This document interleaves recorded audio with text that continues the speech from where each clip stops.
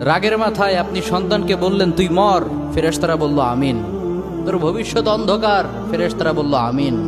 রেগে মেগে আপনি আপনার মেয়েকে বললেন জীবনেও তোর কপালে স্বামীর ভাত জুটবে না, ফেরেশতারা আবারও বলল আমিন। আচ্ছা, আপনি না সেই ব্যক্তি যে তার নিজের জীবনের চাইতেও সন্তানকে বেশি ভালোবাসেন? আপনি না সেই ব্যক্তি যে তার সন্তানের জন্য হাসতে হাসতে নিজের জীবনটাও দিয়ে দিতে পারেন? আপনি না সেই ব্যক্তি যে আল্লাহর কাছে নিজের চাইতেও সন্তানের জন্য বেশি দোয়া করে? তাহলে কি করে নিজের হাতে নিজের সন্তানের এত বড় ক্ষতি করতে পারলেন? Doesn't make any sense. Common sense বলতে কিচ্ছু নাই আপনাদের। আপনারা কি জানেন না আপনাদের রাগের মাথায় বদদোয়া করাগুলো ফেরেশতারা আমিন বলে?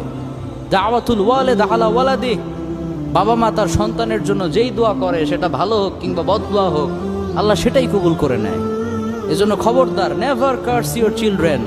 রাগের মাথায় কখনো সন্তানকে অভিশাপ করবেন না। খুব বেশি রাগ উঠে গেলে তার জন্য উল্টা